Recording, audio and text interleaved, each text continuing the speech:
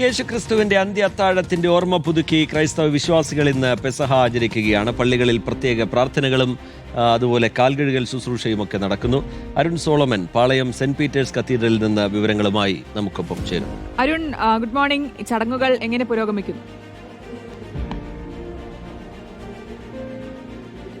ശ്രുതി, റീജിത്ത്, ഇന്നിപ്പോൾ ലോകമെമ്പാടുമുള്ള ക്രൈസ്തവ സമൂഹം ഒരാഴ്ചത്തെ വിശുദ്ധ വാരത്തോടനുബന്ധിച്ച് തന്നെ യേശുക്രിസ്തുവിന്റെ അന്ത്യ അത്താഴത്തിന്റെ ഓർമ്മ പുതുക്കുന്നതിന്റെ ഭാഗമായിട്ടാണ് ഇന്നിപ്പോൾ പെസഹ ആചരിക്കുന്നത്. ഞാനിപ്പോഴുള്ളത് സെക്രട്ടേറിയറ്റിന് സമീപമുള്ള സെന്റ് പീറ്റേഴ്സ് യാക്കോബായ സുറിയാനി ഓർത്തഡോക്സ് കത്തീഡ്രലിലാണ്.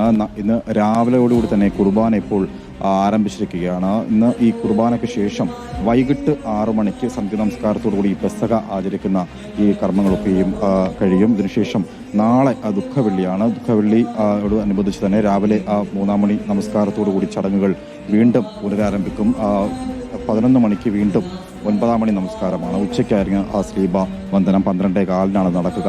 ശേഷം വൈകിട്ടോടുകൂടി തന്നെ കബറടക്കം അടക്കമുള്ള ശുശ്രൂഷകൾക്ക് ശേഷമായിരിക്കും വീണ്ടും സന്ധ്യാ നമസ്കാരം നടക്കുക. ഏറ്റവും പ്രധാനം ശനിയാഴ്ചയുള്ള ചടങ്ങുകളാണ്. ഉയർപ്പ് പെരുന്നാളായിട്ടാണ് ക്രൈസ്തവ സമൂഹം ലോകമെമ്പാടും ഇതിനെ ആചരിക്കുന്നത്. പ്രത്യേകിച്ചും പെസഹായിലേക്ക് വരികയാണെങ്കിൽ യേശുക്രിസ്തുവിന്റെ ഈ ശിഷ്യന്മാരോടുള്ള ഈ അന്ത്യ അത്താഴത്തിന്റെ ഓർമ്മ പുതുക്കലിന്റെ ഭാഗമായിട്ടാണ് ഈ കാൽകഴുകൽ ശുശ്രൂഷ അടക്കമുള്ള കർമ്മങ്ങൾ ഇന്ന് പ്രത്യേകിച്ചും ക്രൈസ്തവ സഭകളിൽ പ്രധാനമായും ഈ ബിഷപ്പ് അല്ലെങ്കിൽ അതിന് മുഖ്യ കാർമ്മികത്വം വഹിക്കുന്നവർ നേതൃത്വം നൽകുക. ഇതിന് പ്രധാനമായിട്ടും ഈ വീടുകളിൽ പെസഹ അപ്പം മുറിച്ച് ഓർമ്മ പുതുക്കുകയും ചെയ്യും. എന്തായാലും ശനിയാഴ്ച രാത്രിയോടുകൂടി തന്നെ ഉയർപ്പ് പെരുന്നാൾ ആഘോഷിച്ച് ഞായറാഴ്ച രാവിലെയോടുകൂടിയുള്ള ശുശ്രൂഷകൾക്ക് ശേഷമായിരിക്കും വീടുകളിൽ ക്രൈസ്തവ സമൂഹം ഈസ്റ്റർ ആഘോഷിക്കുന്നത്. യേശുക്രിസ്തുവിന്റെ അന്ത്യ അത്താഴത്തിന്റെ ഓർമ്മയിലാണ് ക്രൈസ്തവ വിശ്വാസികൾ ഇന്ന് പെസഹ ആചരിക്കുന്നത്. പള്ളികളിലൊക്കെ പ്രത്യേക പ്രാർത്ഥനകളും ചടങ്ങുകളും നടക്കുകയാണ്.